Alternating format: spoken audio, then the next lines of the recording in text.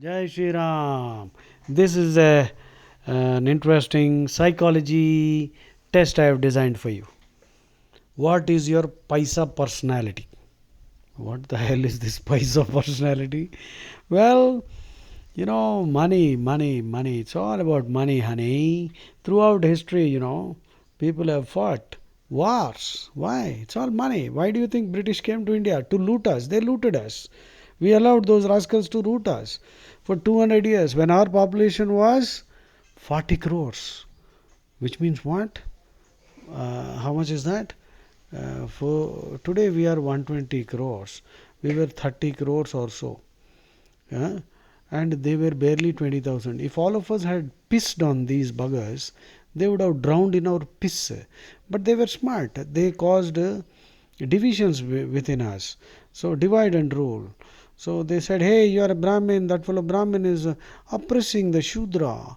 And many idiots are still believing the nonsense of Aryan invasion theory, which is the biggest whopper we were told.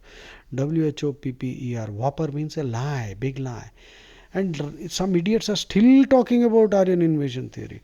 In the Vedas and the Bhagavad Gita, there is no discrimination, whereas in their holy books, in the Holy Quran and the Holy Bible, infidels, which means the unbelievers, are called with all kinds of derogatory, pejorative terms, and they have to be either proselytized or killed. Whereas Vedas and Bhagavad Gita clearly Krishna says, Ishvara sarva bhutanam hrideshe arjuna tishtati brahmayan sarva bhutani yantrarudhani maya samoham sarva bhuteshu. Nowhere in the Bhagavad Gita or the Veda, Krishna says that somebody is superior or inferior. He says, I exist in the heart of every living being, which means animals, trees, even stones. So, non living also, inanimate, animate. So, this is the sublime nature of our philosophy, but many rascals are getting converted because they have not read the other holy books. These are facts. So, what is your Paisa personality? What is your Paisa personality, your rupee personality, your dollar personality? I'm going to ask you a few questions. Remember, all problems start with Paisa only. So, be careful with your Paisa. We all know that. I don't have to philosophize on this. Okay, let us see. I leave it entirely to you. You can answer true or false. Okay. To be wealthy means to be powerful. First question. True or false? Please make a note. Please make a note. Keep a paper, pencil. Start. First question. You can record what I am saying also. To be wealthy means to be powerful. True or false? Okay. Next question. Uh, Money, whether you like it or not, is the ultimate symbol of success. Money, whether you like it or not, whether you agree with that or not, but it is nevertheless the ultimate symbol of success. So the ultimate symbol of success is money. True or false? Ah. Third question. I I always like to buy the best products in the market. The best. I mean, which would mean that that is the best brand also. True or false? Okay. Uh, fourth question. I use money to convince others to do what I want them to do. I use money in various forms. Money can be directly given and whatever. I think you understood the question. True or false? Fifth one.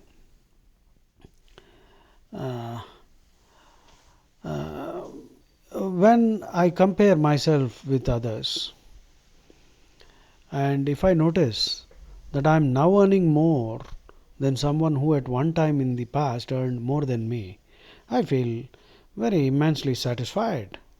Eh? That means, I think you have understood the question. Today, if I earn much more than those people who actually earned more than me sometime back in the past, I feel very nice. True or false? Answer the question carefully. Pause if you want. The next question. Uh, I tell people how much something costed me and how expensive it was to buy that particular car or whatever, the pen or shirt or whatever, even if they don't ask about how much it costed me. Sounds a little odd, huh? Snobs. No, seriously, don't start judging yourself. Ask yourself, do you do this? Okay, next one. Yeah, I've seen myself doing this. 7. Uh, have you ever been told by somebody, or have you realized uh, how that you boast about how much money you earn? Have you done that? Have you been told that you are boasting, or have you realized that you've been boasting about how much money you earn? True or false? Ah, next question. Do you feel uh, very proud and important uh, when somebody notices a prestigious label on something you own? Hmm? Some kind of an award or accolade or some prestigious label, some what do you call brand, top brand, and if somebody notices that, you feel very happy. Yes or no? True or false? Okay. Uh, the next question: do you try to find out who's making more money than you do? Do you try to find out among your group, within family, extended family? Okay. Next question: do you admire those who have more money than you have? Do you admire them? True or false? Uh, Next, 11th question: when you shop, are you constantly bothered about what others might think about the quality of your purchases? Uh, do you bother about what others might think about whatever you're buying? I mean, I don't have to elaborate this anymore. Yeah, I noticed myself doing that. And of course, now I'm a complete anti snob. That's a different thing. Nothing is right or wrong here. Let us be honest. Don't try to choose an answer. Don't say false when you actually it is true. Let us be honest. Be totally honest. I'll repeat that question. When you shop, are you frequently mindful of what others might think about the quality of your purchases? Which is obviously based on how costly or how expensive the item was. Next and final,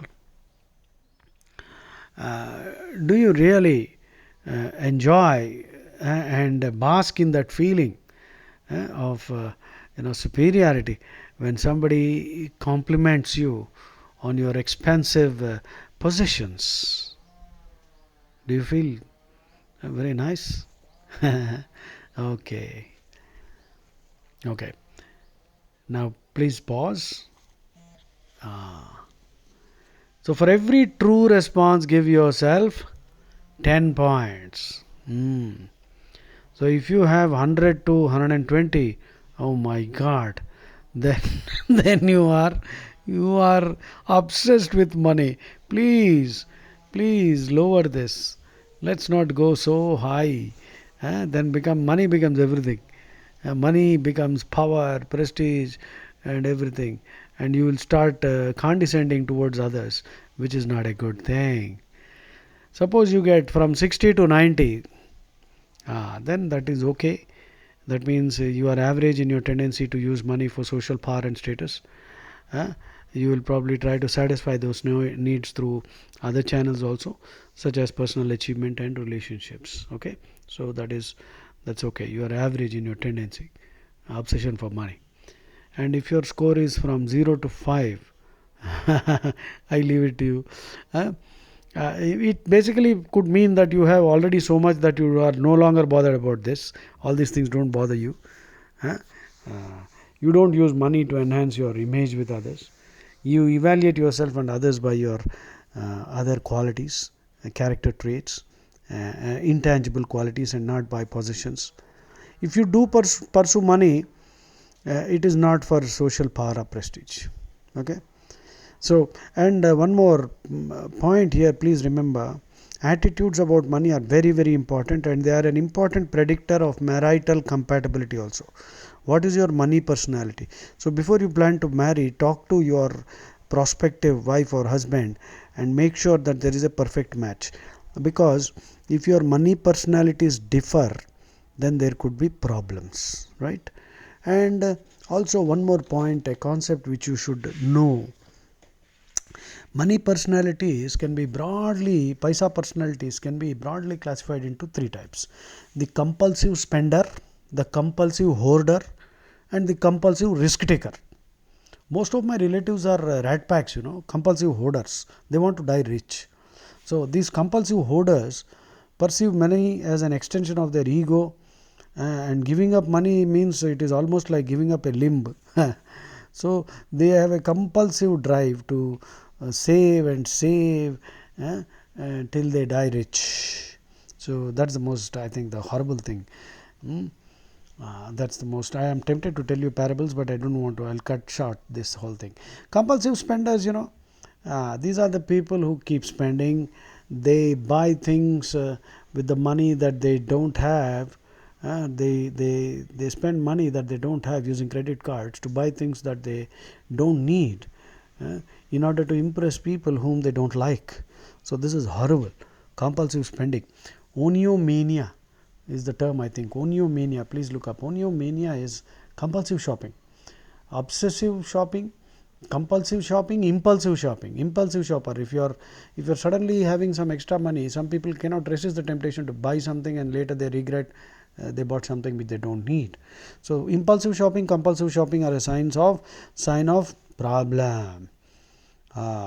These people are incapable. A fool and his money are soon parted.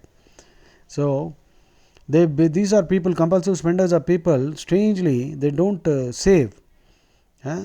And this is dangerous because this will create problems, anxiety, and unfortunately compulsive spenders feel emotionally secure when they are free to spend through buying and owning items.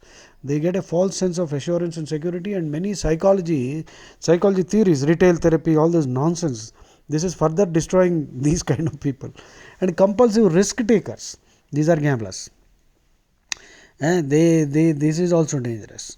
So please don't do that. Don't indulge in any gambling or speculative businesses in stock markets. eh, these also dangerous. So a smart person is an entrepreneur, which means he takes a moderate risk. Moderate. Don't become a neurotic. Any extreme is bad. I hope it was an interesting discussion. Jai Shri Ram.